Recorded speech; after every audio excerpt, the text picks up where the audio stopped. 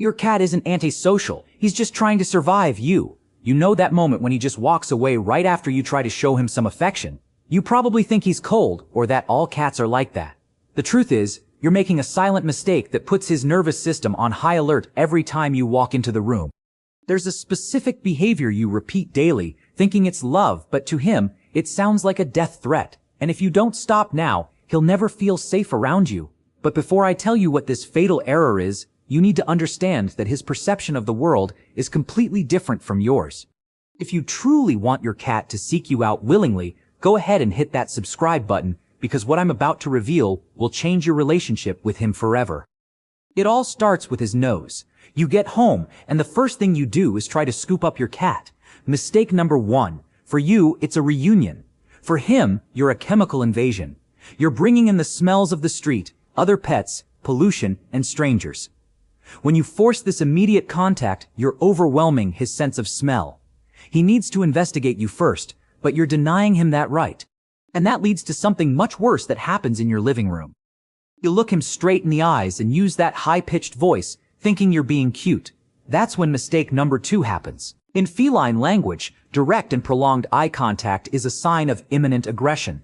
While you're thinking, what a gorgeous kitty, he's thinking, why is this giant challenging me? He looks away not because he's being ignorant, but because he's trying to avoid a fight you unknowingly started. But the strangest detail isn't your stare, it's what you do with your hands.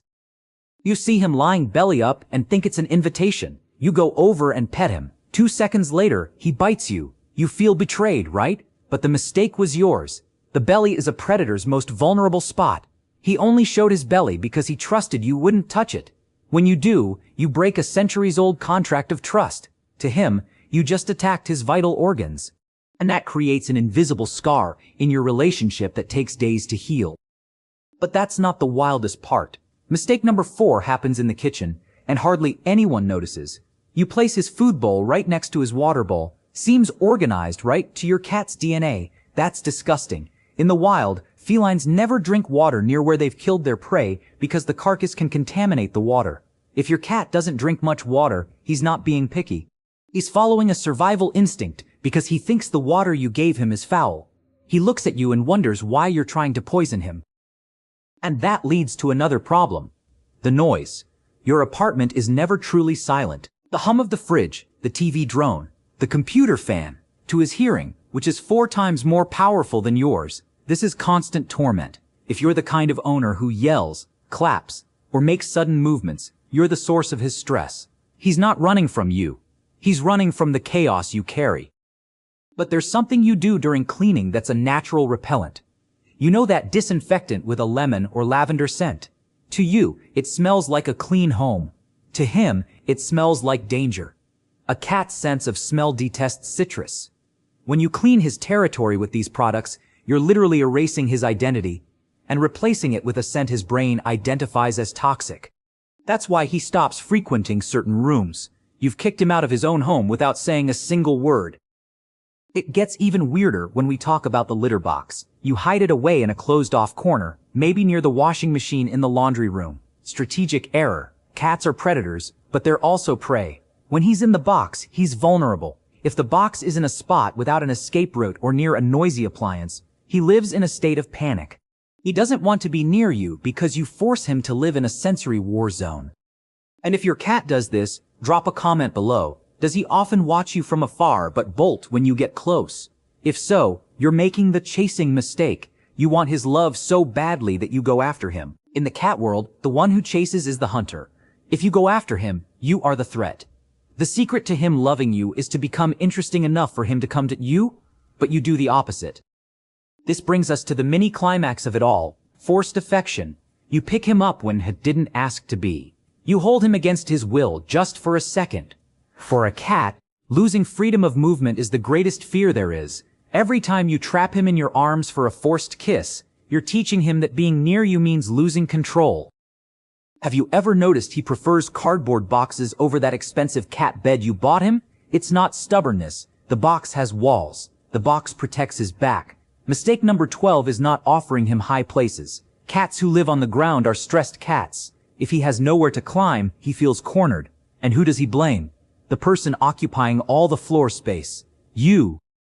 Perhaps the saddest mistake is punishment. You yell at him because he scratched the couch or jumped on the kitchen counter. Cats don't understand the concept of punishment.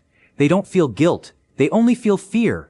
When you yell or use a spray bottle, he doesn't learn that the couch is off limits. He learns that you are dangerous and unpredictable. You destroy months of trust in a second of anger. And that leads to the last detail, the quietest of all. You treat your cat like he's a human baby or a small dog, but he's a solitary hunter living in a tiny body inside your apartment. He doesn't want you to pamper him. He wants you to respect him. Maybe your cat isn't weird. Maybe he's just tired of not being understood. If you change these small details, if you stop being the noisy giant and start being the silent safe harbor, you'll see something magical happen. He'll stop running away. He'll start sitting next to you. Not because you called, but because he finally feels he can let his guard down. Comment, I watched to the end. If you're going to change your approach with your cat today, like and share this with that friend who thinks their cat is mean, but is actually just trying to survive. And in the end, the answer was in that fixed gaze all along. He wasn't seeing a ghost on the wall. He was monitoring your breathing, ready to act if anything went awry. That is the greatest proof of love a predator can give.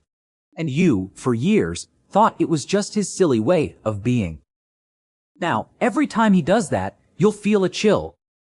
Because now you know that he knows. And he knows you finally understood the signal.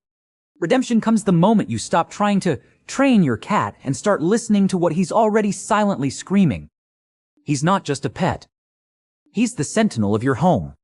And maybe, just maybe, he understands your soul better than any human ever will.